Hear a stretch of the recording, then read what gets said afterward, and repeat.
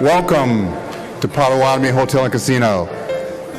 My name is Rodney Ferguson, and I'm the CEO and General Manager here. I'd like to thank Mayor Barrett and his team for allowing us to host his State of the City address here in our beautiful Legacy Ballroom. The Legacy Ballroom was part of our $80 million expansion we completed this past summer. Not only did we complete this ballroom, we added an additional 59 suites, 60 standard guest rooms, a new salon and spa.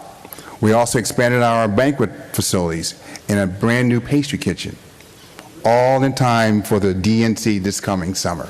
Yeah. Now, none of this would be possible without the vision and the support of our owners, the Forest County Potawatomi community. And here this morning, we have two members of the Executive Council, the Treasurer, Joe Daniels Sr., and the Chairman, Ned Daniels Jr., who I'd like to invite to the stage to say a few words and to introduce the Mayor. Again, thank you and welcome.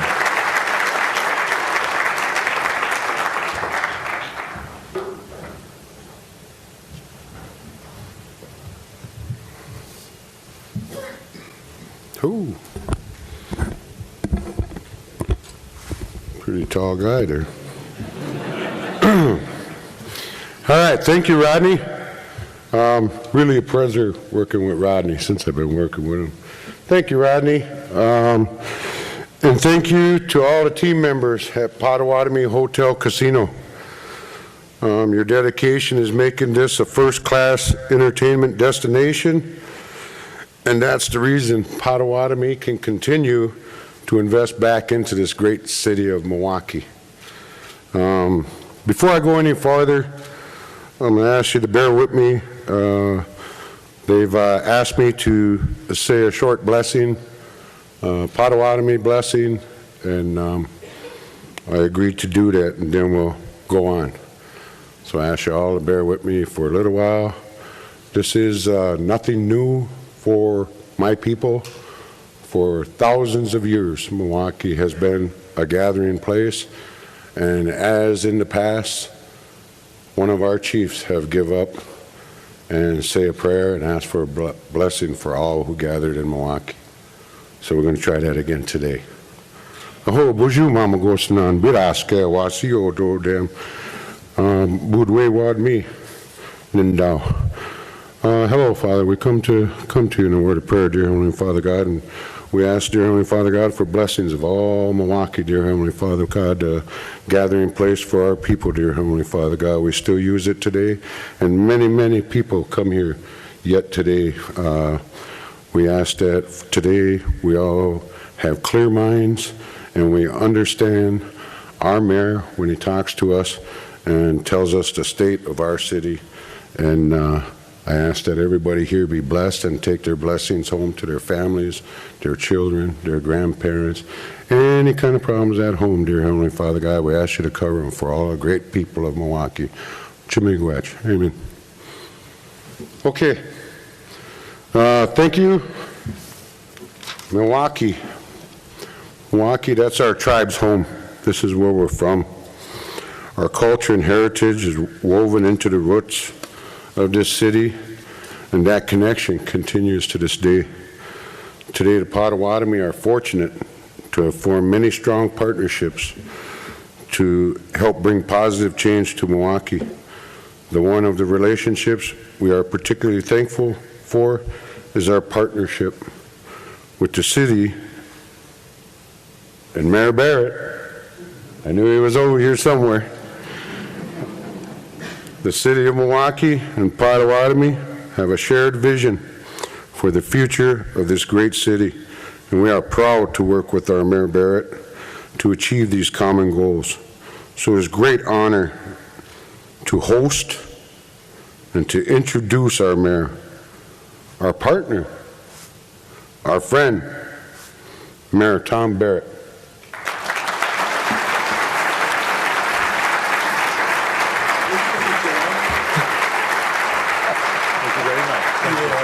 Good job. Good job. Good job.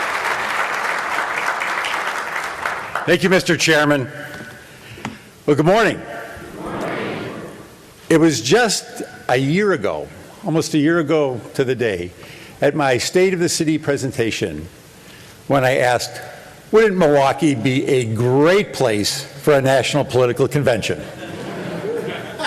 Moments later, I received the call from Democratic National Committee Chairman Tom Perez, who made it official. For the first time in the history of the state of Wisconsin, we are hosting a major national political convention.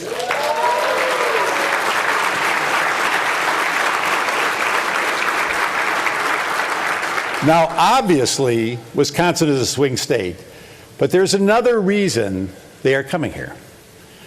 There's something special going on in Milwaukee, and we have the opportunity to tell the world our story. The people of Milwaukee will be great convention ambassadors. I know that. You can see that with the enthusiastic response so far. Volunteers are signing up. Small Milwaukee businesses are offering their services. Restaurants, hotels, and tourism destinations are gearing up. I want everyone to feel a positive connection to this historic event. With that in mind, I'm pleased to announce a special opportunity for people who live here. I've arranged for convention planners in the days leading up to the convention to open Fiserv Forum at specific times for public tours. I want as many people as possible to have the opportunity to see firsthand the convention space, the construction that will be underway, led by a local firm, and the location that the nation's attention will be focused on that third week in July. My hope is that thousands of people will seize this opportunity, walk through the arena, and become a part of the convention and a part of American history. To facilitate the convention's public open house, I've asked our friends at Historic Milwaukee to lend a hand. They know how to do this. They bring the experience of managing Milwaukee's annual Doors Open events, and they will make sure that there is the widest possible opportunity for people to see the convention space. Thank you, Historic Milwaukee.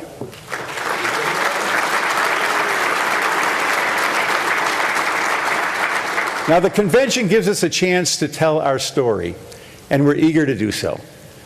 It's a story of hard-working, resilient people, innovative companies, great natural beauty, and cultural and entertainment assets galore. Yes, last year I asked, wouldn't Fiserv Forum be a great place for a convention? This year I ask, wouldn't this hotel be a great place for hundreds of delegates who are ready to experience all Milwaukee has to offer? The Forest County Potawatomi and the Potawatomi Hotel and Casino have made a spectacular investment here. As the Potawatomi built this hotel, they partnered with diverse vendors, setting goals to be inclusive. They achieved their goals. They set a standard that Milwaukee businesses can and should meet. Potawatomi is a fantastic community partner. At the launch of the streetcar The Hop, they stepped forward to be our presenting sponsor with a $10 million commitment. And as we made our pitch for the Democratic Convention, they were alongside us every step of the way. Potawatomi has touched so many small community groups and not-for-profits through its Heart of Canal Street campaign and the Tribes Foundation, which have shared more than $80 million in our community. Beyond all this,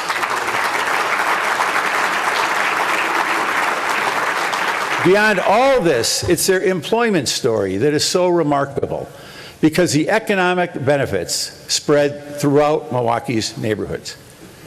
The people who work here embody the diversity of our city. Of the nearly 2,700 team members, 65% are people of color and 53% are female. Nearly 2/3 reside in the city of Milwaukee. Now that's an impressive commitment. Thank you, Chairman Ned Daniels Jr., General Manager Rodney Ferguson, and your whole team. Stand up and take a bow.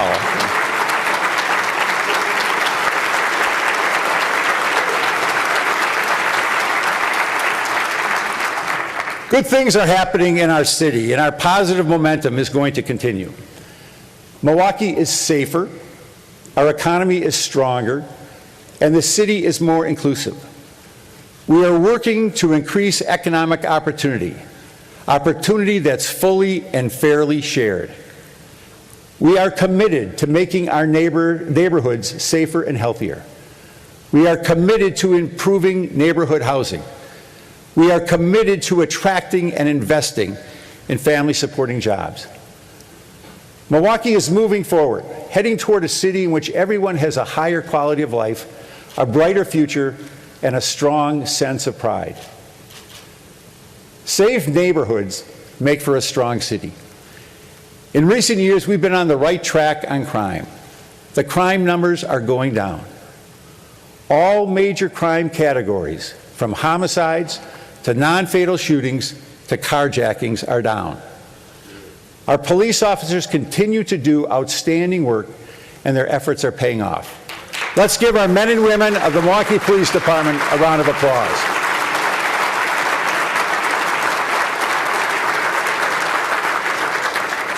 Everyone in this room knows that the city has seen an unacceptable level of reckless driving, resulting in loss of life and damage to our neighborhoods.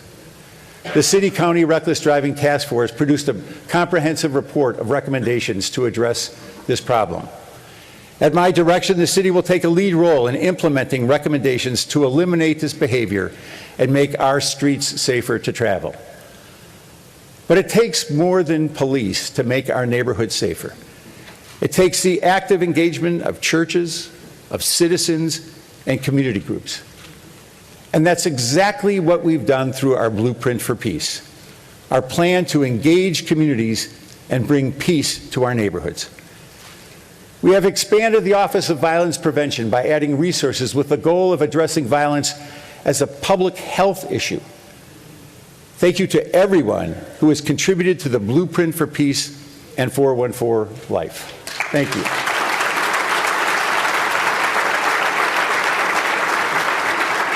So let me tell you why this public health approach is so important.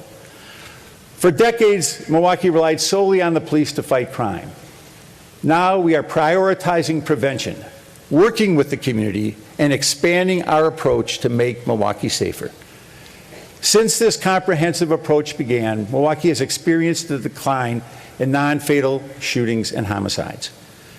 Compared to other similar cities, we've had one of the most significant drops in homicide from a peak in 2015. And we have seen declines in homicides every single year since then. Last year, there were 33% fewer victims of homicide than in 2015. Clearly, every one of these victims who died brings sadness and a sense of loss. We still have work ahead of us to drive homicide down and all crime numbers down even more. Although we are making progress, every violent crime harms not only the victim, but also hurts this city. As we reduce crime, we improve Milwaukee's quality of life and make our neighborhoods stronger. That's important because Milwaukee's strength lies in its neighborhoods. There's no question that the fallout from the recession impacted some Milwaukee neighborhoods more than others.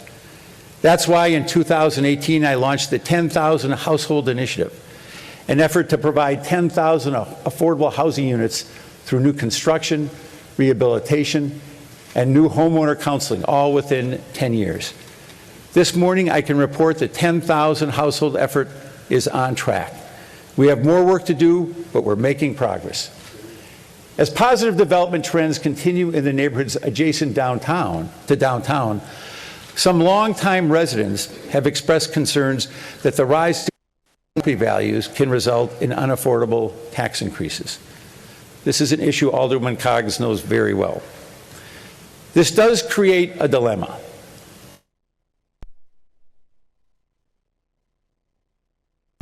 Don't want people to be forced out of their homes.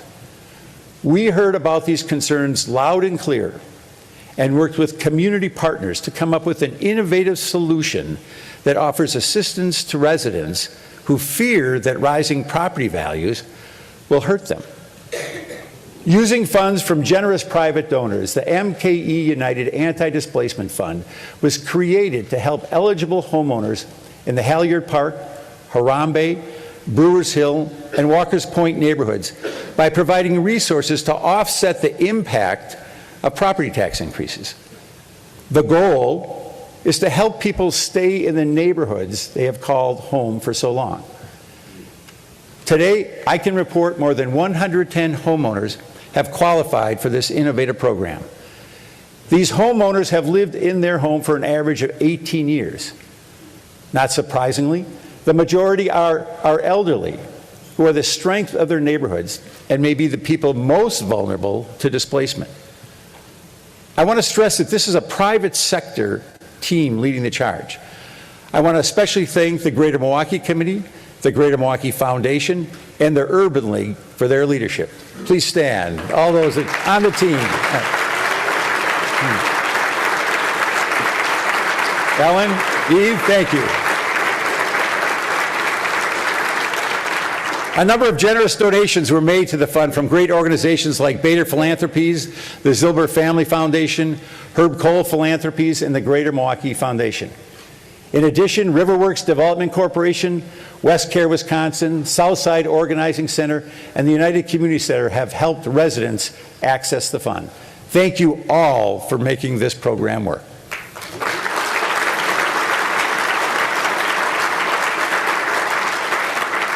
Strong neighborhoods also need strong businesses. That's why I've partnered with Brew City Match. With funds from J.P. Morgan Chase, we are advancing improvements along historic King Drive, North Avenue in Fond du Lac, and Cesar Chavez Drive. 18 projects are either completed or underway, leveraging about $1.7 million in investment. Using the same funding, Pop-Up MKE provides support for new small businesses and the entrepreneurs behind them. In the last few months, a dozen businesses have had the opportunity to take part in Pop-Up MKE. 2019 was also a successful year for our commercial corridor team. More than 100 revitalization grants, totaling more than $1 million, went to business and commercial property owners throughout the city. These investments helped launch 37 new businesses, expand 12 more, and improve dozens of business sites. These efforts add jobs in our neighborhoods, improve neighborhoods, and boost the economy all across Milwaukee. We've also created a $1 million loan pool to help build and stabilize our neighborhood commercial areas. The fund is administered by Legacy Redevelopment Corporation, and we're seeing results. Rochelle's Fashion Boutique, located on West North Avenue, is an excellent example of this. Owner and entrepreneur Rochelle Evans received technical and financial assistance. She hired 2 employees, expanded her product line, and developed an online purchasing platform. I think she's here today. I hope she's here today. The fund also helped Buffalo Boss Organic Wings and Things, located in Sherman, Phoenix, that wonderful facility on Fond du Lac. Last March marked the grand opening of this establishment with its 10+ local community employees. But city government alone cannot shoulder the redevelopment of our commercial corridors or finance all emerging entrepreneurs. That's why I'm so proud and thankful to our many partners. Investors are recognizing and adding to positive activity in other Milwaukee neighborhoods. That's particularly evident on Martin Luther King Drive. Bader Philanthropies has made a big impact on the Harambe neighborhood, transforming its building, and more importantly, listening to and working with its neighbors. Thank you, Dan Bader.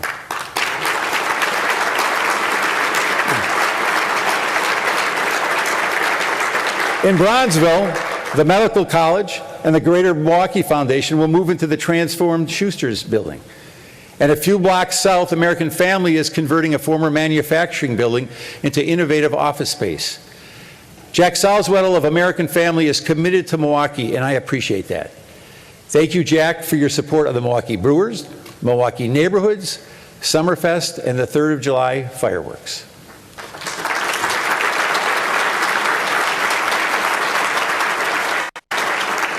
For years, Milwaukee has brought people together in our city. Milwaukee has changed the way young local professionals collaborate to advance their careers and businesses. Milwaukee leaders Angela Damiani and Jeremy Foget have announced that in 2021, their new entrepreneurship and innovation hub, The Beacon, will open. Located prominently on National Avenue on the south side, the two-story building will have office and event space. What's more, it will be a melting pot for people and ideas, and it will promote Milwaukee's small businesses and social enterprises. Just as small local businesses and entrepreneurs are key to strong neighborhoods, so are larger employers that provide family-supporting wages and economic stability to our residents. Let me share a number that says a lot about Milwaukee's resilience. Over the last 10 years, employment has bounced back in our city. 20,760 more people are working in Milwaukee now than 10 years ago.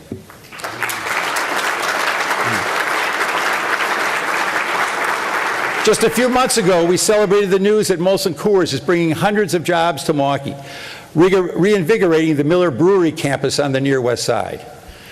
Molson Coors looked at several major cities and selected Milwaukee. We got a lot of help from the state, and I see Joel Brennan from the governor's office here, and I want to thank him and the governor. But this company's decision says a lot about our bright future. The news from Century City this past year wasn't as good, particularly for people who are looking for family-supporting union jobs with health care benefits. Unfortunately, some elected officials rejected a large new facility to be built by Strauss Brands. 250 good jobs, good union jobs, were turned away based on deliberately misleading false statements from people who put politics and naked self-interest ahead of the needs of Milwaukee residents. We cannot tolerate this. Before Strauss had a fair chance to tell its story of good jobs, a clean and modern facility, and an ethical and responsible operation, they were shut down. Let's remember what the results were. Good union jobs are gone. Opportunities for workers in the neighborhood they live in have evaporated. In the end, Strauss continues to operate in a Milwaukee suburb, far away from the neighborhoods where jobs are needed most. Those who spread falsehoods should be ashamed. Okay, but let's get back to some good news. And the new Good Hope Library. It will open next month. It will be another mixed-use project that will house the most state-of-the-art library serving patrons on the northwest side of the city. And the redevelopment of the Martin Luther King Branch Library is on schedule. We expect that to open in 2022.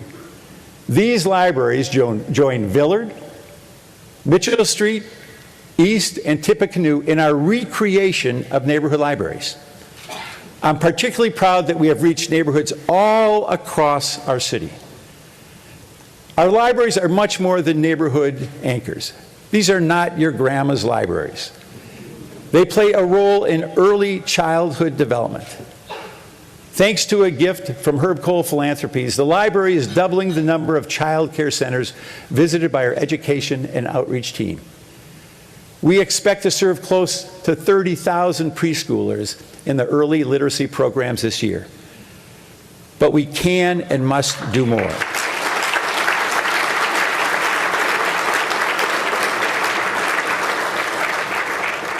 As Alderman Cavalier Johnson can tell you, our success as a community is directly tied to our ability to provide our youngest residents with an equitable start in life, regardless of race, income, or zip code. Research tells us that early development and learning experiences are fundamental to a child's success. That's why I'm announcing the creation of a new early childhood development initiative. Please join me in thanking Joanne Anton, Ricardo Diaz, Danae Davis, Synovia Moss, Tracy Sparrow, and Ann Terrell who share my passion for early childhood development and who will lead the Milwaukee Early Childhood Education 2025 Partnership. Thank you, ladies.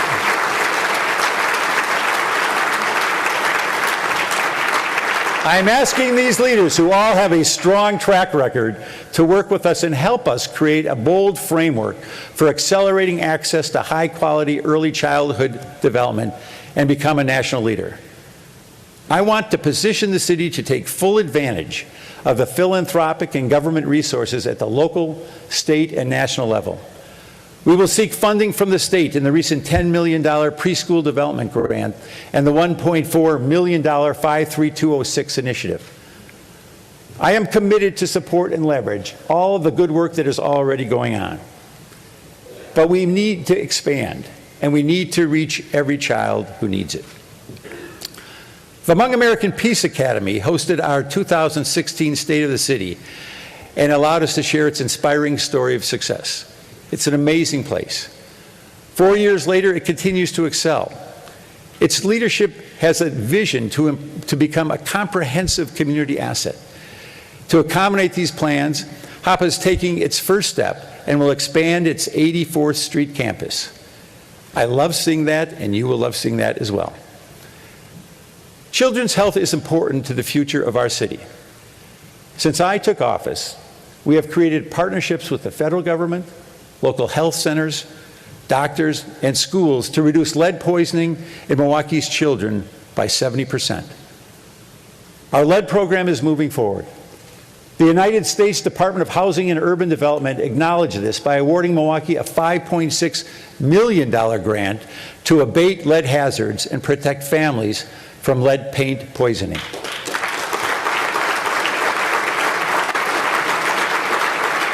Our city budget, and I want to thank all the aldermen who have supported this, our city budget has allocated millions to eliminate lead hazards.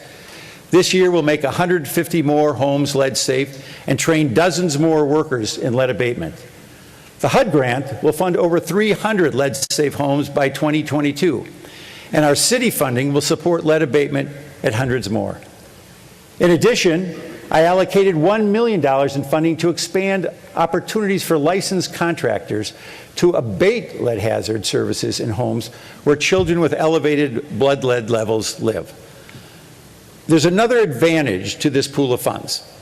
It increases the opportunities and capacities of small local contractors to hire entry-level workers. G.W. Harris Investments is a great example of a contractor who answered the call. Owner George W. Harris Sr., with his son, is taking on lead abatement work, improving health and safety for Milwaukee children. Thank you very, very much.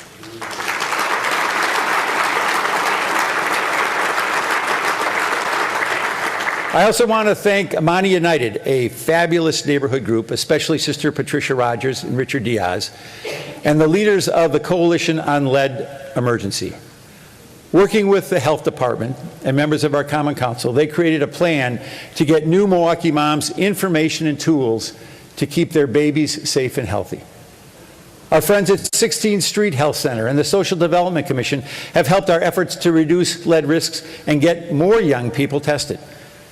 Thank you for your help as well. Milwaukee is a leader in safe water treatment, and through our delivery system, we have replaced over 2,500 lead service lines. We have also provided over 13,000 water filters to households. We'll continue to fight for state and federal funding to keep our children safe from all lead hazards.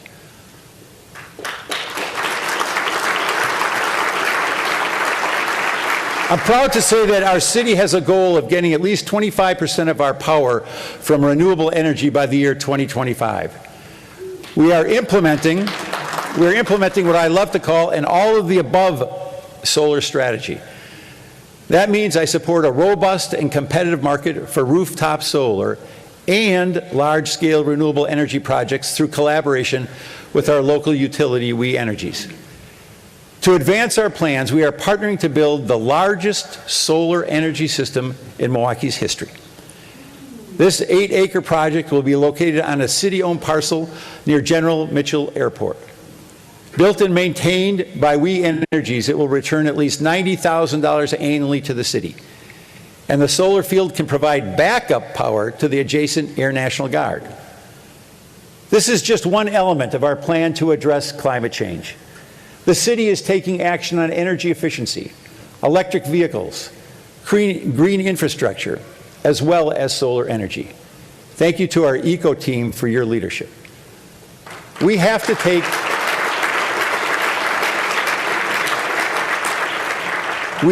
take this issue seriously because, as the French president said, there's no planet B. This is us. This is us. The nation's opioid crisis affects thousands of people in Milwaukee. It is a challenge that affects our fire department, our healthcare systems, our law enforcement efforts, and our emergency response system.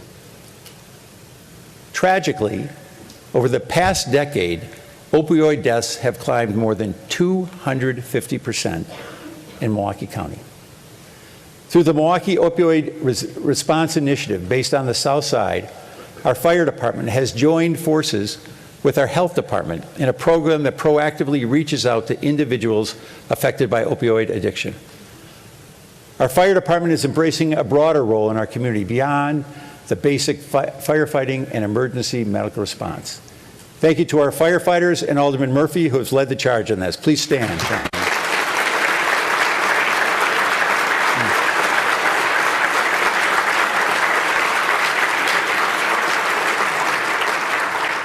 Milwaukee can proudly say our city budgets have been responsible. We spend tax dollars on fundamental city services, meeting our obligations and preparing for the future. We have tightened our belts, but factors such as reduced shared revenue from the state and increasing financial obligations, particularly for public safety, have forced us into an untenable situation. Fortunately, we have a coalition working to ease that situation. I want to thank County Executive Chris Abele, Milwaukee County, the Metropolitan Milwaukee Association of Commerce, and the Greater Milwaukee Committee for working with us. Together, we have proposed a 1% local sales tax, which, if voters approve, would diversify the sources of revenue Milwaukee County municipalities can rely on. This issue should be important to everyone in this room. In fact, I'm asking all of you here to contact state legislators and ask them to support our sales tax proposal.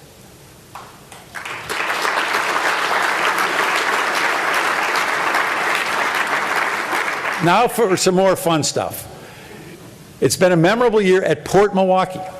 Cargo volumes are up, new investments are planned, and passenger cruise ship business is taking off. 4 cruise lines have called on Milwaukee recently, bringing thousands of passengers to our city. These passengers are learning about Milwaukee, visiting tourist sites, and spending their money here.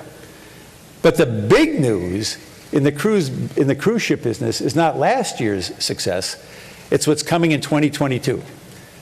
Viking Cruises, not Packer Cruises, Viking Cruises is launching Great Lakes itineraries, and Milwaukee is a centerpiece, either the starting point or the conclusion of all Viking trips on the Great Lakes.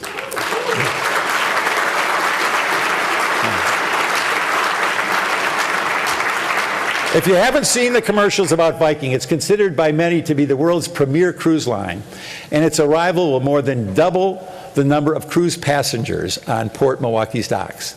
The new tourism is great, but there's another part of Viking's announcement that also brings a big benefit to Milwaukee. This company invests a lot in advertising and marketing with beautiful presentations and always features Viking destinations. That means through the United States and around the world, more people will see a glimpse of Milwaukee that's sure to elevate positive perceptions about our city. Needless to say, I'm thrilled to welcome Viking expeditions to America's fresh coast.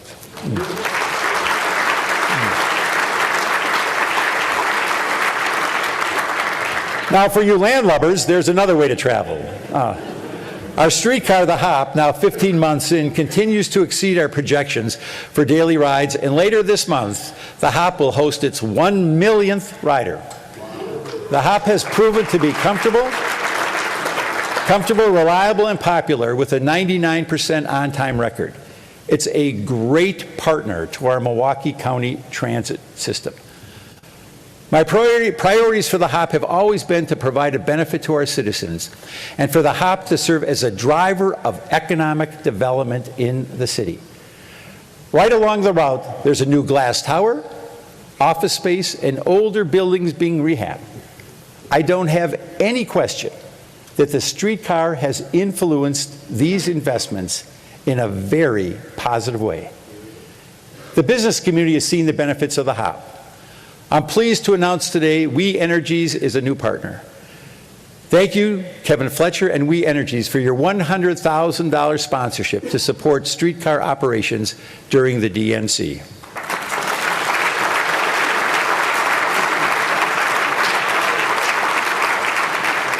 My vision for the streetcar has always been to expand into the neighborhoods, both north and south, and I remain committed to that goal. It's important the Common Council push this project forward. Now, I'm proud that the City of Milwaukee has been and will continue to be an advocate for fair and equitable access to voting. Over the last decade, Wisconsin lawmakers have rolled out unprecedented changes to election laws. Everything from a poorly implemented photo ID requirement to ending open voter registration periods to eliminating special registration deputies who went door to door registering voters. These changes particularly affected people in poverty, students and seniors, and Milwaukee as the state's largest city. And it wasn't done accidentally.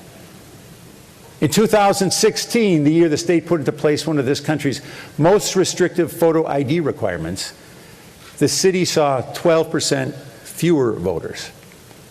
This year, there's an effort at the state level to inactivate 1 in 10 registered voters in Milwaukee based on what has been repeatedly proven to be inaccurate data. Ironically, no one is disputing that data used to inactivate these voters can be inaccurate. Instead, proponents respond by saying that any person wrongly inactivated can simply re-register on Election Day. That's a dangerous assumption, that any person appearing to vote in a high turnout election who finds themselves knocked off the voter rolls when they show up to vote will have the time or the documents necessary to re-register. This isn't what democracy looks like. This is what disenfranchisement looks like.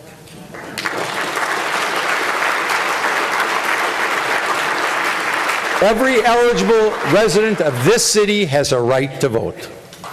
I will continue to work with the Milwaukee Election Commission and our many community partners, like the League of Women Voters, to oppose any infringements on this city's residents' right to vote. Let's turn to the census. Every 10 years, the United States conducts a census of our entire population. That means every adult and every child in your household needs to be counted. Every Milwaukeean needs to be counted. For every person that goes uncounted, we risk losing $1,600 every year in federal aid. Please complete your census questionnaire, which you'll be receiving in the next few weeks by April 1st, Census Day. Now, every chance I get, I like to talk about my Earn and Learn Summer Jobs Program. And I like to talk about it because tens of thousands of Milwaukee teens have benefited from the first job experience that the Earn and Learn program offers. I love it when mothers come up to me in the grocery store and thank me for having their kid have a job. I love it when young people tell me that this was their first job. Well, we're at it again this year. Applications for paid positions within city government are now being accepted. We are offering summer jobs in departments as diverse as Public Works, City Council, the Clerk's Office, and even the Mayor's Office. This year we've boosted wages, and we're looking forward to lots of applications from Milwaukee high school students. So please encourage the young people in your life to visit milwaukee.gov/SYIP. And please contact the Milwaukee Area Workforce Funding Alliance to make a contribution, personally or on behalf of your organization. The more money we raise, the more kids we can put back into a summer job. Think about your first job, and then think about the kids in this city. Now comes my favorite part. Let me read a couple of headlines from around the country. 10 reasons to make time for Milwaukee. So says the Travel Channel. Airbnb says, Milwaukee is the world's hottest new travel destination. Here's why. That was on MSN Now. Livability says, this is Milwaukee. A city on the rise gets real. Milwaukee to be America's most showcased city in 2020. The Nye News Press. What does Food and Wine have to say about Milwaukee? There's never been a better time to eat and drink in Milwaukee. Gotta love that one. And finally, the Wall Street Journal. 10 places to travel in 2020 before everyone else does. We're starting to get the attention we deserve because special things are happening in Milwaukee.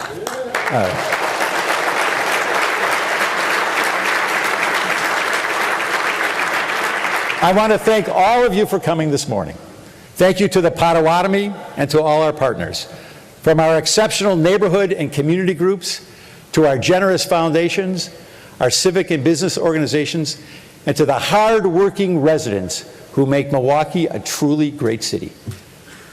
Milwaukee is headed in the right direction with a solid economy, a vibrant culture, and residents who are engaged in making our community an even better place.